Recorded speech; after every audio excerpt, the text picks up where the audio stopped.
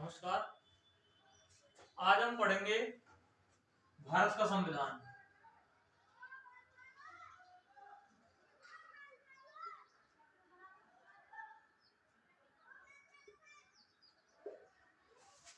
भारत का संविधान पारिभाषिक रूप में अगर देखें तो सभी जानते हैं संविधान कि किसी भी देश को चलाने के लिए नियम तथा विनियमों का जो लिखित संग्रह होता है वो संविधान कहलाता है।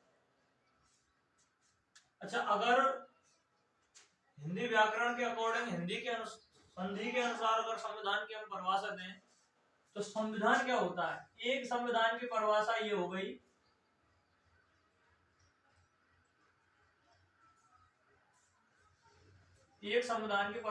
गई कि किसी देश को चलाने के लिए या किसी देश का संचालन सुचारू और व्यवस्थित तरीके से करने के लिए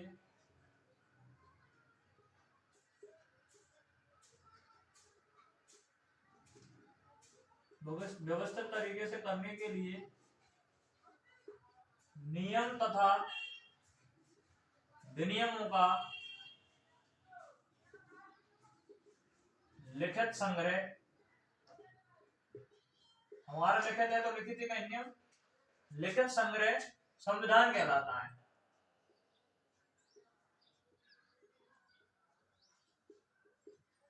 लेकिन अगर हिंदी की संधि के अकॉर्डिंग देखें संविधान का अगर हम संधि विच्छेद करें तो सम प्लस विधान संविधान होगा, यानी कि सबके लिए समान विधान,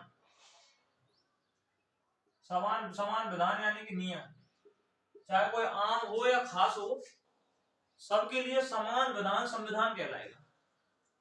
बात भी सही है। हमारे लोकतंत्र में भारत में जितने भी कोई खास है या आम आदमी है, सबके लिए जो नियम है वो संविधान है, सबके लिए बराबर है।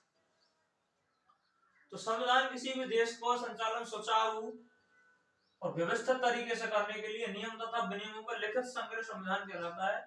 और दूसरी अगर हम शब्दावली के हिसाब से परिभाषा दें तो समान है जो विधान सबके लिए वो संविधान होता है। तो संविधान जो वर्तमान में जो संविधान में अस्तित्व है, कोई भी चीज का जो वर्तमान अस्तित्व है उसको कुछ ना कुछ अतीत भी होता है। कहां से शुरुआत हुई है भारत का संविधान, और भारत के संविधान जो है एक भारत का ही एकमात्र ऐसा संविधान है हमारा जिसकी प्रमुख 3 विशेषताएं। एक तो विश्व में सबसे बड़ा है, दूसरी विशेषता यह है कि लिखित है, और तीसरी विशेषता यह कि संविधान निर्मात्री सभा के द्वारा वो बनाया गया है। सभा के द्वारा जो भारत का संविधान बना है वो सबसे बड़ा है, विश्व में लिखित है। प्रत्येक हर एक देश का संविधान लिखित नहीं होता है। और संविधान निर्मात्री सभा के द्वारा जो बहुत बड़ी सभा थी, 398 लोगों के करीब, किसी विशिष्ट 2-4 चुनिंदा व्यक्तियों के द्वारा, ऐसा नहीं है कि किसी विशिष्ट व्यक्तियों के द्वारा भारत का संविधान अपने अकॉर्डिंग बना दिया गया हो, ऐसा नहीं है। उसमें सभी वर्ग के लोग शामिल थे, सभी के अनुसार भारत का संविधान सभी तरह की जातियों, कैटेगरीज, सभी को बराबर रखते हुए, सभी का सम्मान करते हुए भारत का संविधान बना है। इसलिए संविधान को हम सम प्लस विधान, समान है जो सबके लिए विधान, वो संविधान कहलाता है। इसकी जो शुरुआत है, शुरुआत जाहिर सी बात है 1947 से पहले अंग्रेजों का शासन था। तो शुरुआत में उन्होंने कुछ नियम रखी थी संविधान की। ऐसा नहीं है कि पूरा संविधान ही वो दे गए, लेकिन जो अंग्रेज हमको संविधान दे गए थे और उसमें से बहुत कुछ संविधान हमारे भारत में अभी भी मौजूद है। हमारा जो संविधान है, अंग्रेजों का संविधान जो छोड़कर गए थे, देश को चलाने के नियम, उनके भी कुछ कायदे व कानून थे, कुछ राजनीतिक और प्रशासनिक नियम व कानून थे, सब कुछ बहुत कुछ भारत के संविधान में उसमें से है। लेकिन ऐसा ही नहीं है केवल उनका ही है, बहुत कई देशों के नियम और विनियमों का संग्रह है, जैसे कि कनाडा है, रूस है, ऑस्ट्रेलिया, फ्रांस है, यूएसए है, इंग्लैंड है। तो सभी के देशों का जो अच्छी चीजें थी, सभी का एक निचोड़ है, यानी कि पूरे विश्व में जितने भी संविधान है उनका सबका निचोड़ हमारे भारत के संविधान में है। हमारे भारत के बड़े बड़े विद्वानों द्वारा संविधान का निर्माण किया गया था। हालांकि साथ साथ आवश्यकता के अनुसार भारत के संविधान में संशोधन भी होते रहे हैं। आवश्यकता के अनुसार समय जो कि समय की डिमांड होती है उसके अनुसार भारत में संविधान में संशोधन भी होते रहे हैं, लेकिन फिर भी भारत का जो संविधान है एक महान है, अपने आप में प्रभुत्वशाली है। तो यहाँ पे भारत के संविधान की जो नियम गढ़ी थी वो अंग्रेजों के द्वारा ही गढ़ी थी। अंग्रेजों ने भारत में शुरुआत कहाँ की, तो उनको सभी को पता है कि ईस्ट इंडिया कंपनी के द्वारा अंग्रेज भारत में इंटर हुए थे। उसके बाद धीरे धीरे उन्होंने व्यापार के माध्यम से अपना राजनीतिक फैलाव किया। तो राजनीतिक फैलाव 1857 प्लासी 1757 में प्लासी का युद्ध और 1764 में बक्सर का युद्ध, इन दोनों युद्धों के बाद उनकी जो जड़ें हैं वो राजनीतिक रूप में जम गई। राजनीतिक रूप से जब वो मजबूत हो गए तो उनके पास उस समय 3 प्रेसिडेंसी थी। प्रेसिडेंसी का मतलब एक ऐसा क्षेत्र यानी कि जो बड़े बड़े क्षेत्र से जिनका उनका खुद का अधिकार था, जो ब्रिटिश के अधीन थे, ब्रिटिश सरकार के अधीन। तो यहाँ पर उस समय कंपनी का शासन था, ब्रिटिश कंपनी ब्रिटिश सरकार के थे। तो उस समय जो एक तो बंगाल प्रेसिडेंसी थी, नंबर 2 आपके मद्रास और नंबर 3 बंबई। तो ये 3 प्रेसिडेंसी थी हमारे पास उस समय। जब बक्सर का युद्ध हुआ उसके समापन के बाद उन्होंने धीरे धीरे राजनीतिक फैलाव भी शुरू कर दिया। राजनीतिक फैलाव में 1773 में जब उनको लगा कि जब उनका ही वहां पर शासन स्थापित होने वाला है धीरे धीरे करके, तो जब राजनीतिक फैलाव हुआ, जाहिर सी बात है आप जहां भी कहीं शासन कर रहे हैं तो वहां पर नियमों की आवश्यकता पड़ेगी। अपने कर्मचारियों के लिए, अपने खुद के शासन के लिए, हर व्यवस्था के लिए नियमों की आवश्यकता होती है। तो उन्होंने केंद्रीकरण का काम शुरू कर दिया। भारत में केंद्रीयकरण, भारत में उन्होंने केंद्रीयकरण किया। केंद्रीयकरण का मतलब होता है अपनी केंद्र का वर्चस्व जमाना। तो भारत में केंद्रीयकरण किया तो उसके लिए सबसे पहले जो एक्ट लाए, सबसे पहला स्टेप था उनका राजनीतिक जो मूवमेंट था उनका, सबसे पहले भारत में नियमों की या अपने संविधान की जड़ जमाने का सबसे पहला स्टेप था regulating act. Regulating act. Regulating act के तहत जो रेगुलेटिंग एक्ट था वो 21 जून 1773 को उन्होंने अनाउंस किया, यानी कि इसकी घोषणा कर दी, लागू हो गया था 21 जून 1773। अब यहाँ पे क्या है कि इन चीजों की जो डेट है वो एग्जाम में कभी भी पूछी जा सकती है, जैसे कि रेगुलेटिंग एक्ट कब पारित हुआ। तो बड़े एग्जाम्स के लिए तो आपको ये भी ध्यान रखना है 1773 के साथ साथ 21 जून यानी कि डेट, मंथ और ईयर सभी याद रखने हैं। तो 21 जून 1773 रेगुलेटिंग एक्ट पारित हुआ था। अब इस रेगुलेटिंग एक्ट में क्या था, रेगुलेटिंग एक्ट के तहत उन्होंने भारत में केंद्रीकरण की जो व्यवस्था थी वो चालू कर दी। पहला काम उन्होंने किया, भारत में केंद्रीयकरण किया। केंद्रीयकरण का मतलब होता है, केंद्रीयकरण का मतलब होता है अपने किसी एक केंद्र के माध्यम से, यानी कि पूरे उसको अपने पूरे राजनीतिक जो उनका फैलाव था उसको चलाना। केंद्रीकरण, जैसे कि भारत का केंद्र अब दिल्ली है, दिल्ली से राजनीतिक जितनी भी व्यवस्था है भारत की पूरी चलती है। इस प्रकार उन्होंने सबसे पहले सोचा है कि ऐसी जगह देखी जाए जिसके माध्यम से अपने जो राजनीतिक और प्रशासनिक फैलाव है वहां से हम उसको हैंडल कर सकें। तो उन्होंने उस समय चुना बंगाल प्रेसिडेंसी को, जिसको उन्होंने सबसे पहले अपना जमावड़ा स्थापित किया था, बंगाल प्रेसिडेंसी। बंगाल प्रेसिडेंसी, मद्रास और बंबई तीनों ही प्रेसिडेंसियों पर उनका अधिकार था, तीनों ही क्षेत्रों पर अधिकार था। लेकिन तीनों क्षेत्रों को किसके अधिकार में रखा गया, तीनों क्षेत्रों को रखा गया बंगाल प्रेसिडेंसी के अधिकार में। तो यहाँ पे जो हेड बना दी गई उस समय उसकी राजधानी, केंद्रीयकरण की जो राजधानी कर दी गई रेगुलेटिंग एक्ट के तहत कर दी गई बंगाल प्रेसिडेंसी। इसके बाद बंबई और मद्रास, इस तीनों के ही तहत जो उस समय बंगाल प्रेसिडेंसी का गवर्नर जनरल था वो ही पूरे भारत में जितना भी ब्रिटिश शासन था उसका हेड बन गया था। उस समय भारत में जहां तक शासन था उस समय तीनों प्रेसिडेंसियों का हेड कौन बन गया, यहाँ पे ध्यान रखना है, रेगुलेटिंग एक्ट के तहत 21 जनवरी को बंगाल प्रेसिडेंसी का अध्यक्ष ही तीनों प्रेसिडेंसियों का अध्यक्ष बन गया। जो बंगाल प्रेसिडेंसी का गवर्नर जनरल था,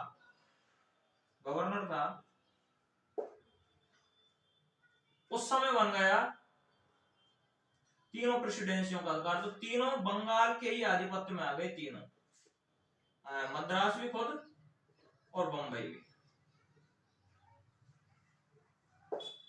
बस केवल तुम्हें इतनी बात ध्यान रखनी है, रेगुलेटिंग एक्ट कब पारित हुआ था? 21 जून 1773।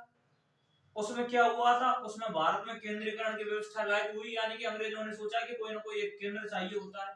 केंद्र उन्होंने किसको बनाया?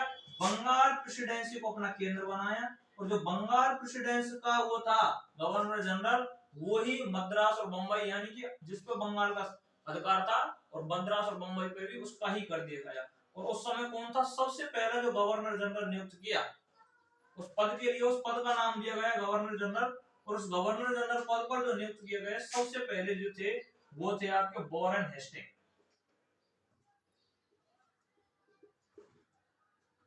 वॉरेन हेस्टिंग गवर्नर जनरल उस समय नियुक्त किए गए।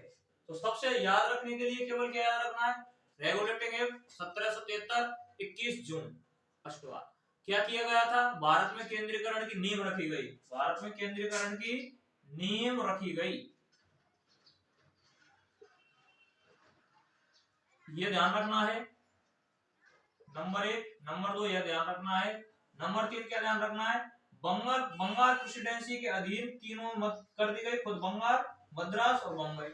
उस समय जो बंगाल प्रेसिडेंसी का जो अध्यक्ष था गवर्नर जनरल, वो वॉरेन हेस्टिंग, और वॉरेन हेस्टिंग को ही तीनों के लिए नियुक्त कर दिया गया, मद्रास, बंबई और बंगाल के लिए। और एक और बात इसमें ध्यान रखनी है, नंबर 4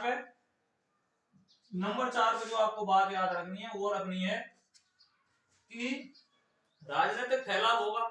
जब आप कानून भी बना रहे हैं तो कानूनों के पालन को करने के लिए आपको कोर्ट की भी जरूरत होती है। जो कानून तोड़ रहा है, कानूनों का पालन करना, कानून तोड़ने वालों को क्या सजा होती है, क्या प्रावधान होते हैं, उसके लिए कोर्ट की भी स्थापना की।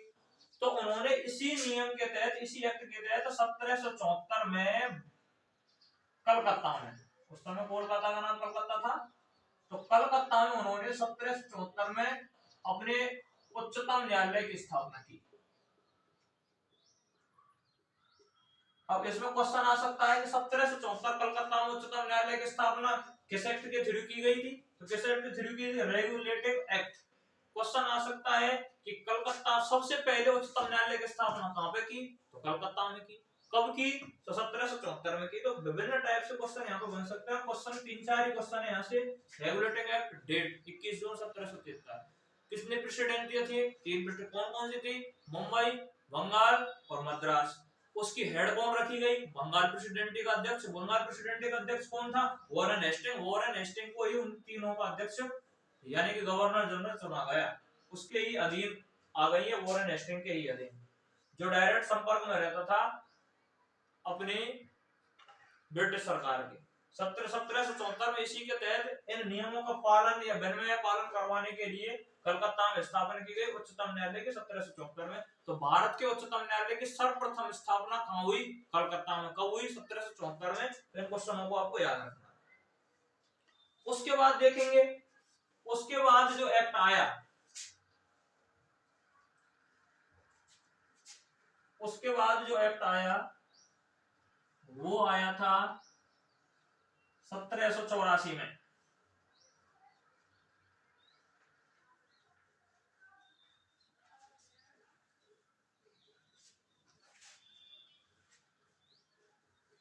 उसके बाद जो एक्ट आया था वो 1784 में एक एक्ट आया था, यहाँ पे देखेंगे एक्ट नंबर 2।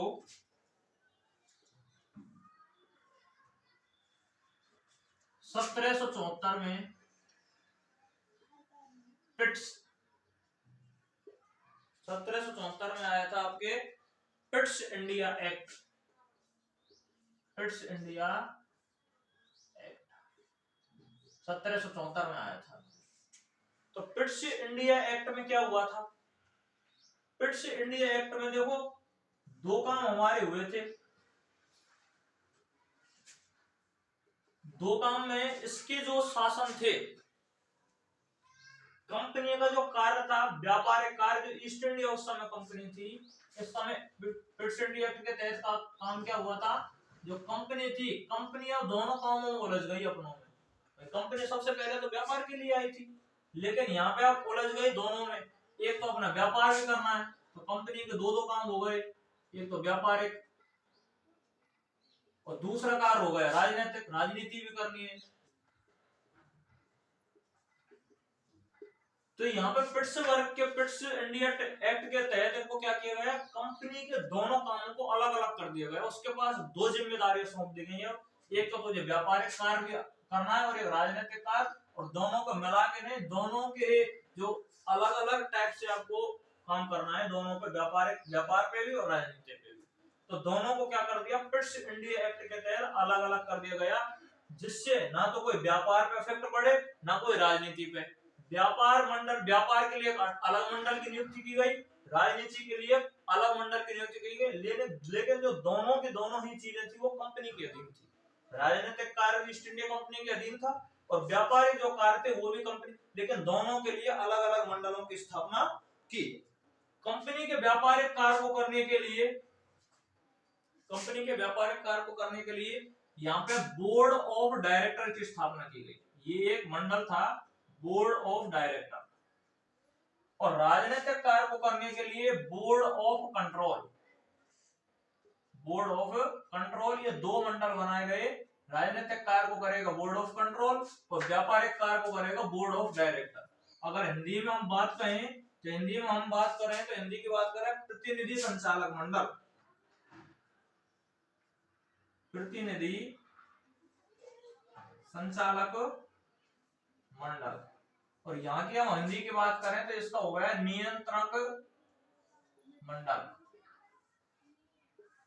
अच्छा, ध्यान देंगे 1774 में जो मुख्य काम क्या हुआ था, कंपनी के दोनों काम अलग अलग कर दिए गए, राजनीतिक कार्य और व्यापारिक कार्य। कभी भी आ सकता है, एक बार पूछा भी गया था कि किस एक्ट के तहत कंपनी के जो व्यापारिक और राजनीतिक कार्य थे उनको अलग अलग कर दिया गया, तो किसका कर दिया गया, पिट्स इंडिया एक्ट 1774 के तहत। ये भी पूछ सकता है कि पिट्स इंडिया जो एक्ट था वो कब पारित हुआ, 1774 में हुआ। अच्छा, तो यहाँ पे देखेंगे हम, इस प्रकार जो कंपनी के पास था ना, वो दो तरह का शासन हो गया। तो दो तरह का शासन हो गया, इसलिए उसको हिंदी में कह देते हैं द्वैध शासन। कंपनी के लिए जो व्यवस्था आ गई वो द्वैध शासन के रूप में आ गई। द्वैध का मतलब दो तरह के शासन करने, एक तो व्यापार पे भी अपना शासन चलाना है और एक राजनीति पे भी चलाना है। तो कंपनी के पास द्वैध शासन की भूमिका, या कंपनी के पास, ईस्ट इंडिया कंपनी के पास द्वैध शासन की जो प्रक्रिया थी वो कब आई थी, ये जिम्मेदारी उसके पास कब आई, तो 1774 में पिट्स इंडिया एक्ट के तहत कंपनी को दो कार्यों के रूप में संचालन करना पड़ा, एक तो व्यापारिक कार्य और एक राजनीतिक कार्य। इसी को बोलते हैं कंपनी का द्वैध शासन। तो ये ध्यान रखना है, ये इंपॉर्टेंट है, द्वैध शासन, कंपनी का द्वैध शासन। कंपनी का द्वैध शासन पे आपको याद आना चाहिए कि 1774 पिट्स इंडिया एक्ट, ध्यान आ जाना चाहिए। तो ये यहाँ पे इंपॉर्टेंट है, केवल इतना ये पिट्स इंडिया में पृथक कर दिया गया। अब इसको आप याद ऐसे रख सकते हैं, पिट्स, पिट्स से चालू हो रहा है पी, पी का मतलब पा, पा का मतलब पृथक, यानी कि पिट्स का मतलब है कि पृथक कर दिया गया। तो पृथक क्या क्या पृथक कर दिए गए, उसका राजनीतिक और व्यापारिक कार्य दोनों ही अलग अलग कर दिए गए। तो इस तरह से तुम्हें ध्यान रखना है, एक्ट 2 1774 पिट्स इंडिया एक्ट।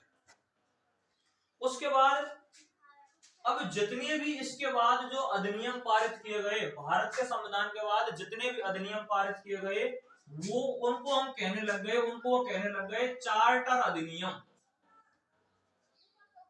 उनको हम कहने लग गए चार्टर अधिनियम। ज्यादा डीपली क्वेश्चन भारत जो संविधान है, भारतीय जो संविधान का अतीत है, उससे कम ही क्वेश्चन पूछता है कंपटीशन एग्जाम में, लेकिन पूछता है तो मेनली ही पूछता है। जैसे पिट्स इंडिया एक्ट के तहत क्या हुआ, तो ध्यान रखना है कि कंपनी को दो कार्य दे दिए गए, तो राजनीतिक कार्य दे दिया गया, व्यापारिक कार्य दे दिया गया।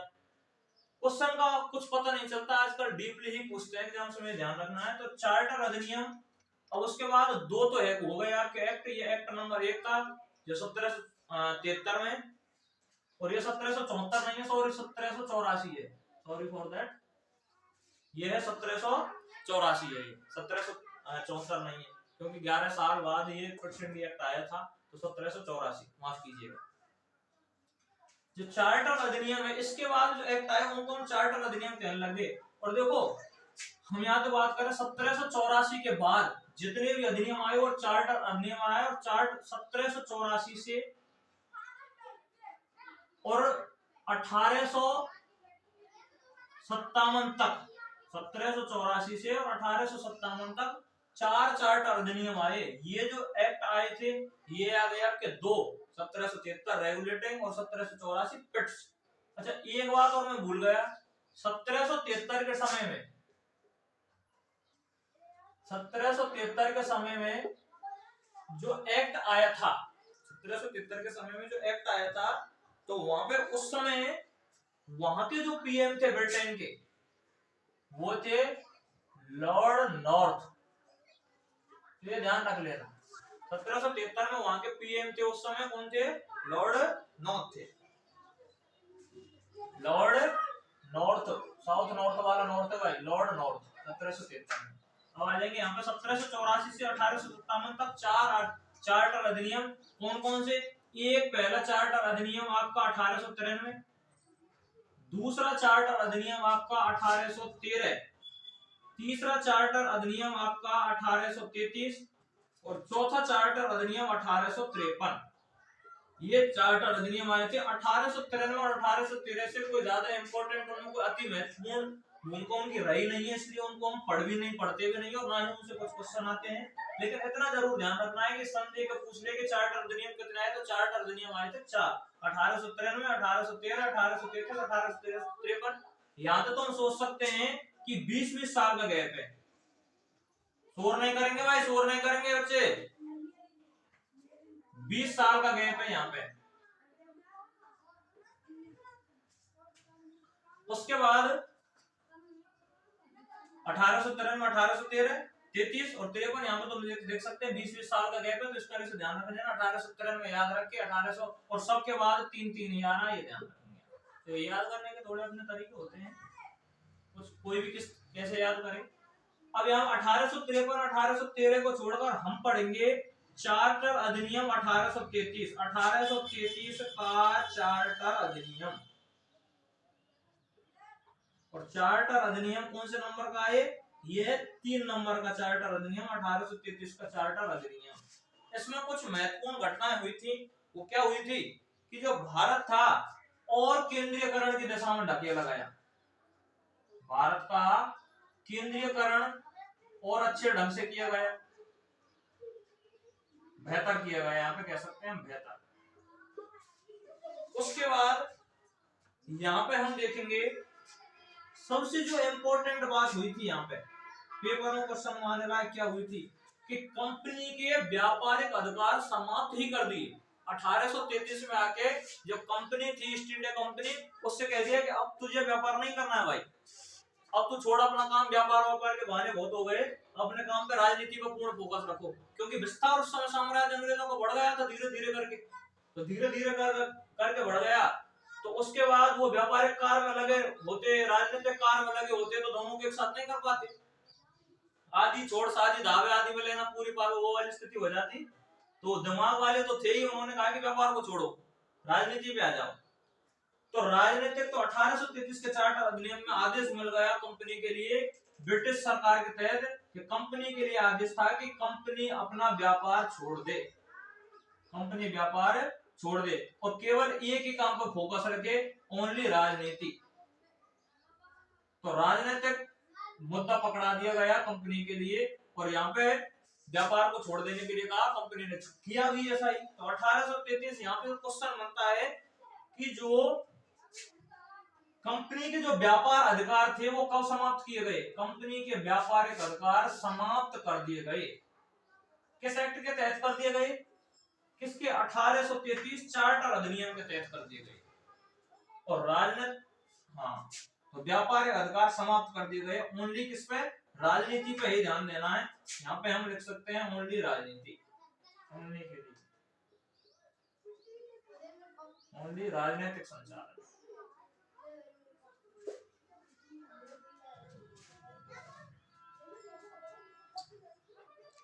और संपूर्ण जो भारत था, अब ऐसा नहीं है कि कोई प्रेसिडेंसी, अब तक प्रेसिडेंसी बंगाल प्रेसिडेंसी के अधिकार में चल रहा था। 1833 तक बंगाल जो प्रेसिडेंसी थी, 1773 में जो नियुक्त किया गया था कि उसका अध्यक्ष जो उसका गवर्नर जनरल है, पूरे भारत पे जहां जहां तक हमारा शासन है, यानी कि जहां जहां तक ब्रिटेन का शासन है, ब्रिटेन शासन का वही अधिकार रखेगा अपना, उसके ही हाथ में सब कुछ थी, यानी कि संपूर्ण सत्ता प्रभुत्व उसके ही हाथ में था। लेकिन अब क्या गया, अब बंगाल के प्रेसिडेंट को हटाकर संपूर्ण ब्रिटेन भारत का, यानी कि जिस भारत पर ब्रिटेन का शासन था, संपूर्ण भारत का। तो यहाँ पे हम लिख सकते हैं, पहला काम तो कंपनी ने ये किया, दूसरा काम किया संपूर्ण भारत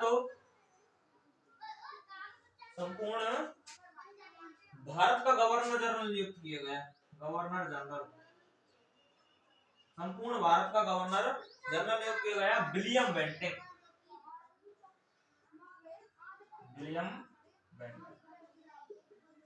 तो अब ध्यान रखना है, अब आपसे क्वेश्चन पूछे यहाँ से, अब कंफ्यूज करने वाला क्वेश्चन है कि भारत का प्रथम गवर्नर जनरल, तो भारत का प्रथम गवर्नर जनरल विलियम बेंटिंग, और कहते हैं बंगाल या बंगाल प्रेसिडेंसी का प्रथम गवर्नर जनरल कौन था, वॉरेन हेस्टिंग। तो वॉरेन हेस्टिंग तो बंगाल प्रेसिडेंसी का था, लेकिन संपूर्ण भारत का जो प्रथम गवर्नर जनरल था, संपूर्ण भारत का प्रथम गवर्नर जनरल विलियम बेंटिंग, और बंगाल का था आपके वॉरेन हेस्टिंग। लला ओए बच्चा शोर मत करो बेटा। उसके बाद यहाँ पे देखेंगे विलियम बेंटिंग था, तो यहाँ पे उसके बाद अब हम देखेंगे कि क्वेश्चन किस हिसाब से बनते हैं। 1833 का चार्टर अधिनियम था, इसके दो काम रहे हैं इंपॉर्टेंट, सबसे मोस्ट इंपॉर्टेंट जितने भी काम हुआ अब तक क्वेश्चन किया है कि कंपनी का जो व्यापारिक अधिकार था वो समाप्त कर दिया गया, और दूसरा अब बंगाल के प्रेसिडेंस के अधिकार में ना रह के ब्रिटेन ही भारत का शासन, अब भारत का शासन हो गया प्रथम गवर्नर जनरल विलियम बेंटिंग। अब वो बंगाल का गवर्नर जनरल नहीं है, पूरे संपूर्ण भारत का, तो संपूर्ण भारत का प्रथम गवर्नर जनरल विलियम बेंटिंग। यहाँ से ये हो गया आपका 1833 का चार्टर अधिनियम। उसके बाद हम पढ़े 1853 का चार्टर अधिनियम। तो आज तक के लिए हम इतना ही पढ़ेंगे। 1800 में दो अधिनियम, एक अधिनियम और रह गया है 1853 का, उसके बाद 1858 का अधिनियम था, तो ये दो अधिनियम आगे हमने और पढ़ने हैं। जितने भी इंपॉर्टेंट जो चीजें बताई थी उनको आपको ध्यान रखना है। यहां तक के लिए थैंक यू, बाय।